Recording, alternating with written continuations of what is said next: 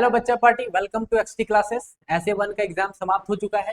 तो आज की क्लास में हम लोग कंप्यूटर साइंस का आंसर की देखने वाले हैं। तो फटाफट से क्वेश्चन पेपर लेके बैठिए और आप लोग फटाफट से टिक कीजिए कि सही आंसर क्या होने वाला है और आप लोग क्या टिक करके लाए हैं और कितना मार्क्स आने वाला है, ये फटाफट से आप लोग चेक कर लीजिएगा। ठीक है, तो चलिए शुरू करते हैं आज की क्लास को। जो पहला सवाल पूछा गया था आप यहाँ पे देख सकते हैं, C++ program is converted into machine language with the help of. किसकी मदद से C++ जो मशीन लैंग्वेज कन्वर्ट करता है, तो इसका सही उत्तर जो हो जाएगा वो कंपाइलर हो जाएगा। ऑप्शन सी इसका सही उत्तर हो जाएगा। ठीक है, चलिए दूसरा क्वेश्चन क्या पूछा गया था, तो आप यहाँ पे देख सकते हैं साफ साफ, which of the following is not a feature of C++।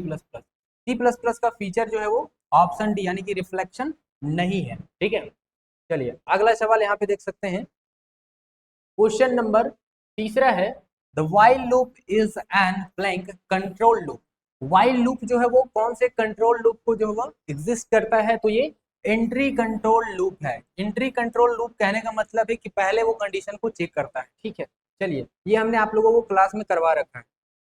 अगला क्वेश्चन, क्वेश्चन नंबर आपका फोर्थ है, द डू व्हाइल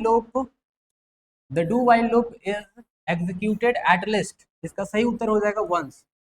ठीक है, चलिए क्वेश्चन नंबर 5 आपके सामने है। क्वेश्चन पूछा गया है, एग्जाम डैश एंड 24, ये डबल कोट्स के अंदर है। इसका साइज पूछा है, इसका आंसर हो जाएगा 7। ठीक है, चलिए आगे बढ़ते हैं। सवाल नंबर छठा, string terminator character is. String terminate करता है, ये नल कैरेक्टर को इंक्लूड करता है, तो इसका सही उत्तर हो जाएगा जो हो जाएगा \0, यानी कि ऑप्शन तीसरा इसका सही उत्तर हो जाएगा। ठीक है, चलिए आगे बढ़ते हैं। क्वेश्चन नंबर 7 है, relational operator are. Relational operator क्या है, जो दो या दो से अधिक किसी भी चीज को क्या है कंपेयर करता है, वो हमारा रिलेशनल कहलाता है। तो ऑप्शन बी इसका सही उत्तर हो जाएगा। ये आपका क्या है, ये लॉजिकल है, ये आपका क्या है तो कंडीशनल है। ठीक है, ये हमने आप लोगों को क्लास में करवा रखा है। अगला पूछा गया है, जंप स्टेटमेंट इज और आर। ये गो टू भी है, ब्रेक भी है, तो ऑप्शन डी इसका सही उत्तर हो जाएगा। फोर क्या है, फोर एक लूप है। ठीक है, चलिए एक और होता है इसमें ध्यान लीजिएगा, ये तो आपका क्या होता है कंटिन्यू। जो आपका क्या होता है ब्रेक, जंप स्टेटमेंट क्या होता है कंटिन्यू, गो टू और ब्रेक, तीन चीज होता है। ठीक है, चलिए आगे बढ़ते हैं। क्वेश्चन नंबर 9 आपके सामने है, इन C++ array index starts from. Start, ये इंडेक्स एरे जो है, एरे का इंडेक्स नंबर कहां से स्टार्ट होता है, तो हमेशा 0 से स्टार्ट होता है। ऑप्शन ए इसका सही उत्तर हो जाएगा। चलिए क्वेश्चन नंबर है आपका, a pointer variable is declared by preceding blank symbol. कौन से सिंबल से ये प्रीसीडिंग करता है वेरिएबल, तो ये स्टार, यानी कि ऑप्शन सी इसका सही उत्तर हो जाएगा। चलिए आगे बढ़ते हैं। आपका सवाल number 11, the keyword use to define और स्ट्रक्चर इज। इसका सही उत्तर हो जाएगा स्ट्रक्ट। ये पिछले क्लास में हम जब लाइव आए थे, ये भी क्वेश्चन हम लोगों को करवाए थे आप लोगों को, है ना। हम लोग ये क्वेश्चन कर चुके हैं जो आप लोगों को पूछा गया था, और लगभग जितने सारे सवाल आपके पूछे गए हैं वो हमने क्वेश्चन किए हुए हैं। ठीक है, अब जैसे कि यहाँ पे सवाल पूछा गया है, what will be the output of the following statement. इस स्टेटमेंट का आउटपुट क्या आ जाएगा, तो यहाँ पे देख सकते हैं आप, ये क्वेश्चन मार्क है एंड कॉलन लगाया हुआ है, यानी कि ये साफ साफ क्या है, तो ये कंडीशनल ऑपरेटर यूज किया गया है। और कंडीशनल ऑपरेटर कहने का मतलब यहाँ पे ध्यान दीजिएगा आप लोग, जैसे कि ए बराबर, मान लेते हैं कि ए बड़ा है या फिर बराबर है बी से, तो ये हमेशा अगर कंडीशनल ऑपरेटर इस्तेमाल हो रहा है, ठीक है, अगर यहाँ पे हमारा कंडीशनल ऑपरेटर इस्तेमाल हो रहा है, तो इसका कहने का मतलब है कि अगर ए बड़ा है, यानी कि ये पहला अगर ट्रू है तो फर्स्ट वाला आंसर होगा, नहीं तो अगर फॉल्स है तो सेकंड वाला आंसर होगा। कंडीशनल ऑपरेटर में ये हम लोगों ने सीखा था। तो इसका सही उत्तर क्या हो जाएगा, ऑप्शन जो हो जाएगा वो ए, यानी कि दूसरा इसका सही उत्तर हो जाएगा। ठीक है, चलिए आगे बढ़ते हैं।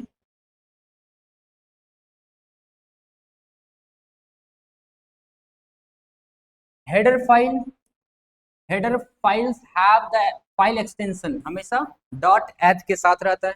चलिए अगला सवाल है, a function prototype is known as. Function prototype जो है वो क्या करता है, फंक्शन को क्या करता है तो डिक्लेयर करता है ना, डिक्लेरेशन, फंक्शन डिक्लेरेशन इसका सही उत्तर हो जाएगा। अगला सवाल है हमारे पास, a function can be invoked. Invoked हम आपको बताए थे, इसका डेफिनेशन भी है डायरेक्ट, ये कॉल बाय वैल्यू भी लेता है, कॉल बाय रेफरेंस, यानी कि ऑप्शन तीसरा इसका सही उत्तर हो जाएगा, बोथ।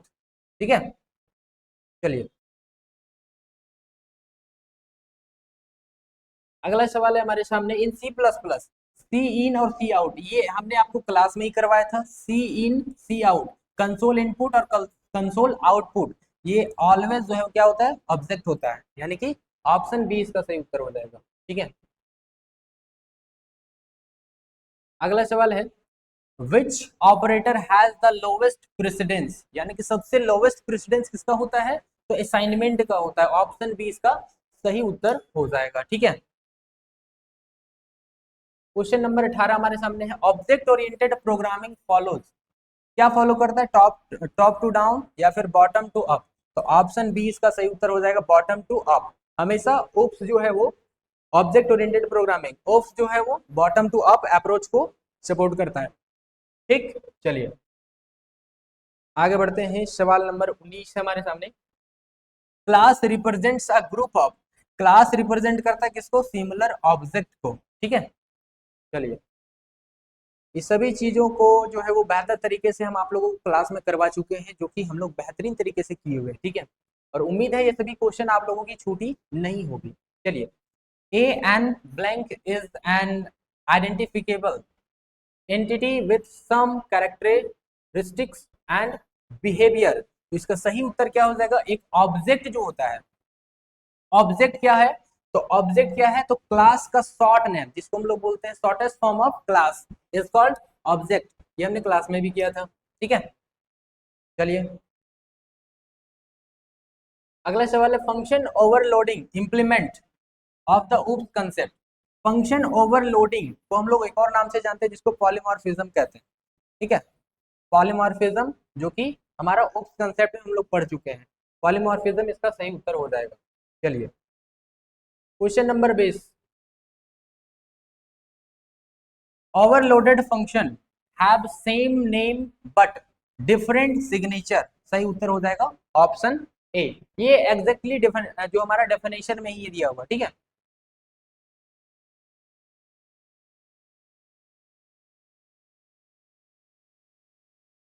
क्वेश्चन नंबर 23 है हमारे पास, dynamic allocation of a memory achieved by operator, कौन सा ऑपरेटर, तो हमेशा क्या होता है, तो न्यू ऑपरेटर, यानी कि न्यू वैल्यू को ये क्रिएट करता है, किसको, न्यू वैल्यू को, ये एग्जैक्टली डायरेक्ट हमारा क्या है, डेफिनेशन से सवाल पूछा गया है। ठीक है, डेफिनेशन से काफी सवाल पूछा गया है। चलिए अगला सवाल है, क्लास इनफोर्स, क्लास जो है वो इनफोर्स किसको करता है, तो ये डाटा हाइडिंग को भी करता है, एब्स्ट्रैक्शन को भी करता है, हमारा इनकैप्सुलेशन, यानी कि ऑप्शन डी इसका सही उत्तर हो जाएगा। ठीक है,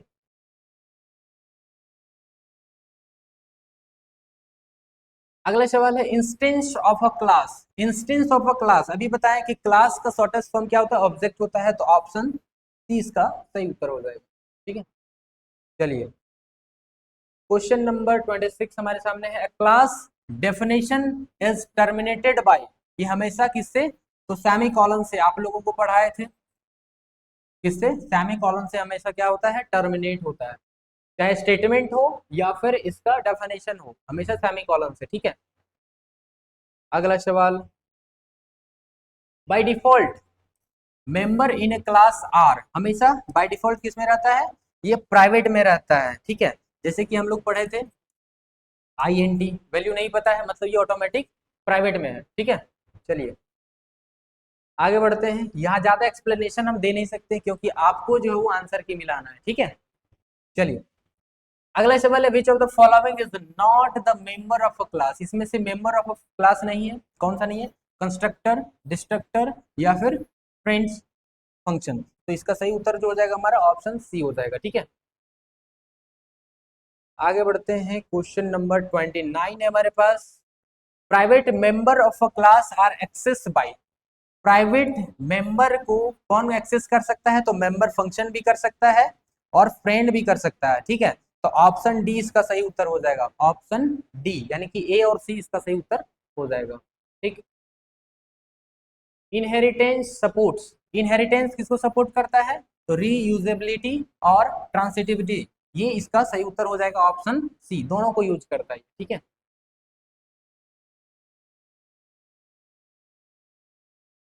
क्वेश्चन नंबर हमारा आ गया आपके पास 31।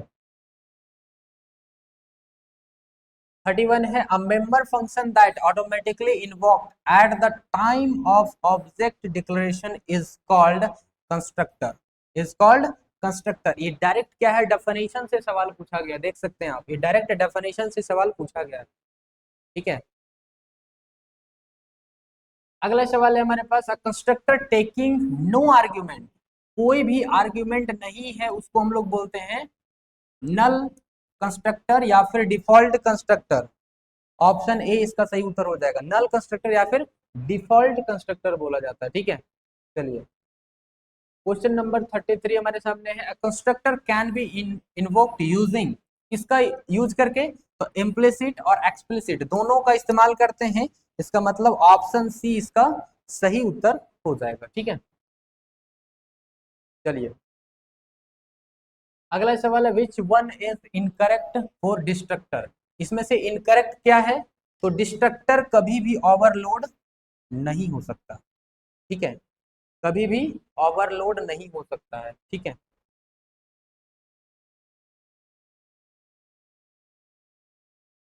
अगला सवाल है, the duplication of data are known is known as, duplication the data redundancy. ठीक है, ऑप्शन बी इसका सही उत्तर हो जाएगा। Question number 36, a row in a relation is called, row को क्या बोलते हैं, टपल कहते हैं, और कॉलम को एट्रीब्यूट्स कहते हैं।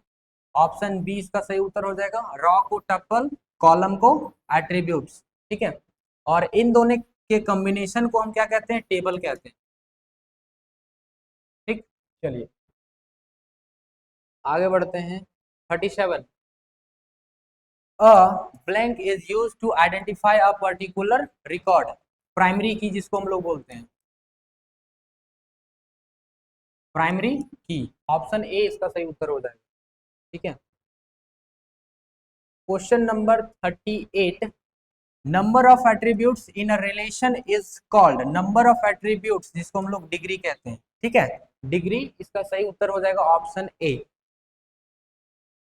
Question number 39, the create table command create a new table, option A इसका सही उत्तर हो जाएगा। ठीक है, आगे बढ़ते हैं, हमारा क्वेश्चन नंबर आप यहां देख सकते हैं,